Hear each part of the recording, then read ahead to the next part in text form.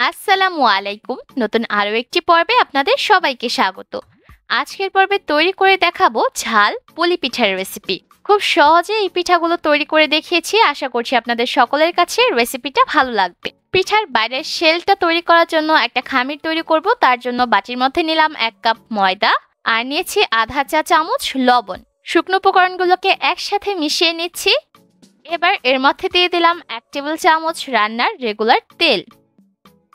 তেল দেওয়া হয়ে গেলে ভালোভাবে ঘষে ঘষে ময়দার সাথে মিশিয়ে নিচ্ছি। এই তেল দেওয়ার কারণে পুলি পিঠাগুলো তৈরি করার পর অনেক বেশি খাস্তা হবে আর অনেকটা মুচমুচে হবে। ভালোভাবে একটু সময় নিয়ে এই তেল ময়দার সাথে মিশিয়ে নিচ্ছি। আর মিশিয়ে নেওয়া হয়ে গেলে এর মধ্যে অল্প অল্প করে নর্মাল পানি দিয়ে একটা খামির তৈরি করতে হবে। তবে পানিটাকে একেবারে দেওয়া যাবে না, অল্প অল্প করে দিতে হবে আর মাখিয়ে নিতে হবে। আমরা রুটি বা পরোটার জন্য যেভাবে খামির তৈরি করি সেম পদ্ধতিতে এই খামিরটাকে তৈরি করতে হবে। এরই মধ্যে কিন্তু খামিরটা তৈরি করা হয়ে গেছে। এবার এই খামিরটাকে একটা ভেজা নিংড়ানো সুতি কাপড় দিয়ে ঢেকে রাখবো কমপক্ষে আধা ঘন্টার মতো। আপনারা চাইলে একটা ঢাকনা দিয়েও ঢেকে রাখতে পারেন। চুলায় একটা প্যান বসিয়ে দিয়েছি আর এর মধ্যে নিয়েছি 3 টেবিল চামচ রান্নার রেগুলার তেল। তেল যখন গরম হয়ে যাবে তখন এর মধ্যে দিলাম আধা কাপ পেঁয়াজ কুচি। এবার এই পেঁয়াজটাকে আমি কিছুক্ষণের জন্য ভেজে নিচ্ছি। চুলার আঁচ আমি এই পর্যায়ে মিডিয়াম হিটে রেখেছি। অবশ্যই খেয়াল রাখবেন যাতে পেঁয়াজগুলো পুড়ে না যায়। 2-3 মিনিট ভাজার পর আমি এর মধ্যে দিয়ে দিলাম কাঁচামরিচ কুচি আধা টেবিল চামচ। ঝাল যে যেমন খান সেই অনুযায়ী মরিচের পরিমাণটা বাড়িয়ে কমিয়ে নিতে পারেন। এবার ততক্ষণ পর্যন্ত ভেজে নিব যতক্ষণ না পর্যন্ত পেঁয়াজটা একটু নরম হয়ে আসে। তবে লালচে বাদামি করার প্রয়োজন নেই। যখন পেঁয়াজটা হালকা একটু নরম হয়ে আসবে ঠিক সেই পর্যায়ে চুলার আঁচটাকে আমি একদম লো হিটে করে দিয়েছি আর এর মধ্যে দিয়ে দিলাম আধা চা চামচ হলুদের গুঁড়া, লাল মরিচের গুঁড়া 1 চা চামচ, চাট মশলা দিয়েছি 1 চা চামচ, গরম মশলার গুঁড়া দিয়েছি আধা চা চামচ আর লবণ দিয়েছি আধা চা চামচ। এবার মশলাগুলোকে খুব ভালোভাবে ভেজে নিচ্ছি। ততক্ষণ পর্যন্ত ভাজতে হবে যতক্ষণ না পর্যন্ত মশলার কাঁচা গন্ধটা চলে যায়। আর অবশ্যই এই পর্যায়ে চুলার আঁচটাকে লো হিটে রাখতে হবে। 2-3 মিনিট ভেজে নেওয়ার পর এর মধ্যে দিলাম 3 টেবিল চামচ কুচি করে নেওয়া টমেটো। এবার আরও কিছুক্ষণের জন্য এই পেঁয়াজের মিশ্রণটাকে ভেজে নিতে হবে যতক্ষণ না পর্যন্ত টমেটোগুলো গলে যায় আর মশলাটাও ভালোভাবে ভুনা ভুনা হয়ে যায়। এর মধ্যে কিন্তু পেঁয়াজ আর মশলাটা খুব ভালোভাবে কষিয়ে নেওয়া হয়ে গেছে। এবার এর মধ্যে দিয়ে দিলাম 1 কাপ পরিমাপে সিদ্ধ আলু আর আলুগুলোকে আমি আগে হাত দিয়ে চটকে নিয়েছি। এবার সবকিছুকে একসাথে ভালোভাবে নেড়েচেড়ে মিক্স করে নিচ্ছি আর চামচ দিয়ে এভাবে করে একটু থেতলে নিতে হবে। যেহেতু পুলি পিঠা তৈরি করব তাই আলুর আস্তদানা যদি থাকে তাহলে পিঠার শেপগুলো ভালোভাবে দেওয়া যাবে না, তাই চামচের সাহায্যে একটু থেতলে নিতে হবে। আর সবকিছু একসাথে নেড়েচেড়ে আর ভেজে নেওয়া হয়ে গেলে এর মধ্যে দিলাম 1 টেবিল চামচ ধনিয়া পাতা কুচি।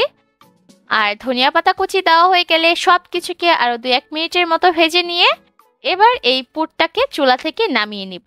আর অবশ্যই পুরোপুরি ঠান্ডা হয়ে যাওয়ার পর তারপর এই পুরটাকে ব্যবহার করতে হবে। আধা ঘন্টা পর আমি খামিরটাকে নিয়েছি আর খামিরটা কিন্তু আগের থেকে আরো একটু সফট হয়ে এসেছে। এবার এই খামিরটাকে মথে নিয়ে আমি 2টা ভাগে ভাগ করে নিচ্ছি। এবার একটা ভাগ দিয়ে রুটি বেলে নিব আর অপর ভাগটাকে আবারও সুতি কাপড় দিয়ে ঢেকে রাখবো যাতে উপরের অংশ ড্রাই না হয়ে যায়। একটা লেচি আমি নিয়ে নিয়েছি আর এটাকে গোল বলের মতো তৈরি করে নিয়েছি। এবার চারিপাশে শুকনো ময়দা ছড়িয়ে দিলাম যাতে রুটিটা কাউন্টার টেবিলের গায়ে আটকে না যায়। এবার বেলুনের সাহায্যে পাতলা একটা রুটি বেলে নিতে হবে। যেহেতু পুলি পিঠা তৈরি করব তাই এই রুটিটাকে যত বেশি পাতলা করতে পারবেন পুলি পিঠাগুলো ভাজার পর তত বেশি ক্রিস্পি হবে আর অনেকক্ষণ পর্যন্ত মুচমুচে ভাব বজায় থাকবে। আর যদি আপনি মোটা করে রুটিটাকে বেলেন তাহলে কিন্তু পিঠাগুলো তেমন একটা ক্রিস্পি হবে না আর ভাজার পরপরই নেতিয়ে পড়বে। এই যে দেখতে পাচ্ছেন এরই মধ্যে কিন্তু পাতলা করে একটা রুটি বেলা হয়ে গেছে আর আপনারা স্ক্রিনে দেখে নিশ্চয়ই বুঝতে পারছেন রুটিটা আমি কতটা পাতলা করে বেলে নিয়েছি। এবার পুলি পিঠার শেপ তৈরি করার জন্য আমি একটা গোল বাটি নিয়েছি এই রুটিটাকে কেটে নেওয়ার জন্য। আপনারা আপনাদের হাতের কাছে থাকা যে কোনো কিছু দিয়ে এই রুটিগুলোকে কেটে নিতে পারেন। কেটে নেওয়া হয়ে গেলে সাইডের ময়দার অংশটাকে তুলে নিচ্ছি। এটাকে আবারও সুতি কাপড় দিয়ে ঢেকে রাখবো পরবর্তীতে ব্যবহার করার জন্য। কেটে নেওয়া রুটির উপর সাইডের দিকে আমি পানি লাগিয়ে দিচ্ছি, এতে করে যখন পুলি পিঠাগুলো ভাঁজ করব তখন ভাঁজটা আর খুলে যাবে না। 2টা রুটির সাইডেই আমি পানি লাগিয়ে দিলাম। এবার যেই আলুর পুরটা তৈরি করে রেখেছিলাম সেই পুরটা আমি রুটির মাঝ বরাবর দিয়ে দিলাম। আর একটা বিষয় খেয়াল রাখবেন, পুরটা কিন্তু খুব ভালোভাবে ঠান্ডা করে তারপর ব্যবহার করবেন। আর এই পর্যায়ে কিন্তু পুরটা খুব ভালোভাবে ঠান্ডা হয়ে গেছে।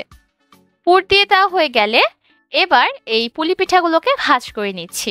তার জন্য পিছন থেকে রুটিটাকে টেনে এনে সামনের দিকে আটকে দিতে হবে।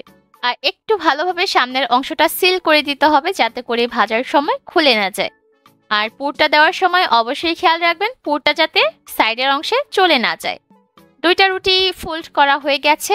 এবার একটা কাঁটা চামচের সাহায্যে পুলি পিঠার সামনের অংশে আমি এভাবে করে চাপ দিয়ে একটু ডিজাইন করে নিচ্ছি। আর কিভাবে কাজটা করছি আপনারা স্ক্রিনে দেখে নিশ্চয়ই বুঝতে পারছেন। আপনারা যখন বাড়িতে এটা ট্রাই করবেন দেখবেন খুব সহজে কিন্তু এটা পেরে যাবেন। এবার আপনারা চাইলে এভাবে ওই পুলি পিঠাগুলোকে ভাজতে পারেন, আবার চাইলে একটু ডিজাইনও করে নিতে পারেন যেমনটা আমি করছি। তার জন্য চামচের নিচের অংশটা দিয়ে এভাবে করে একটু পাতার মতো তৈরি করে নিচ্ছি। কিভাবে করছি দেখে নিশ্চয়ই বুঝতে পারছেন। আর এটা করা কিন্তু খুবই সহজ। আর এভাবে করে ডিজাইন করার ফলে এটা কিন্তু অনেকটা আকর্ষণীয় মনে হবে। ব্যাস, এর মধ্যে কিন্তু একটা পিঠা ভাঁজ করা হয়ে গেছে। এবার এই পিঠাটাকে একটা সাইডে রেখে দিচ্ছি আর অপর পিঠাটাকেও একইভাবে করে আমি ডিজাইন করে নিব।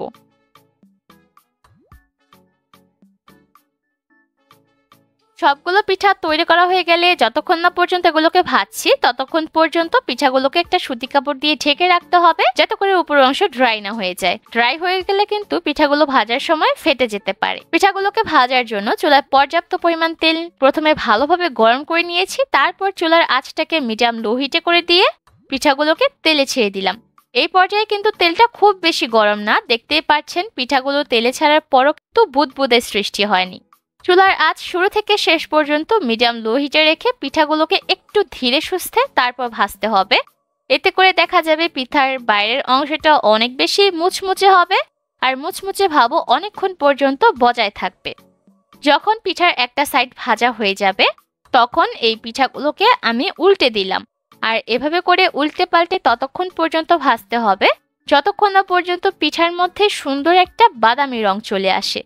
তবে খুব বেশি লালচে বাদামি করার প্রয়োজন নেই, কারণ পিঠাগুলো যেহেতু গরম থাকবে তাই নামানোর পরেও কিন্তু এটা একটু রং ধারণ করবে।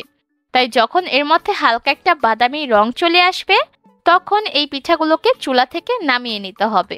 এর মধ্যে কিন্তু পিঠাগুলো ভাজা হয়ে গেছে আর চুলার আঁচ মিডিয়াম লো হিটে রেখে পিঠাগুলো ভেজে নিতে আমার প্রায় 15 মিনিটের মতো সময় লেগেছে। এবার এই পিঠাগুলোকে চুলা থেকে নামিয়ে আমি একটা স্ট্রেনারের উপর নিয়ে নিব, এতে করে দেখা যাবে এক্সট্রা তেল ঝরে যাবে।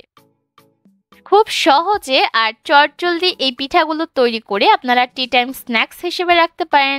চেষ্টা করবেন পিঠাগুলোকে গরম গরম সার্ভ করতে। আজকের পিঠাগুলো আমি সার্ভ করেছি টমেটো সসের সাথে। আপনারা আপনাদের পছন্দের যে কোনো টাইপের সসের সাথে কিন্তু এই পিঠাগুলো সার্ভ করতে পারেন। আর পিঠাগুলো ভাজার পর অনেকটা সময় ধরে মুচমুচে থাকার কারণে এই পিঠাগুলো খেতে কিন্তু দারুণ মজার হয়ে থাকে। কেমন লাগলো আমার আজকের রেসিপি অবশ্যই কমেন্ট করে জানাবেন। আজকের মতো এখানেই বিদায় নেব। সবাই অনেক ভালো থাকবেন। আল্লাহ হাফেজ।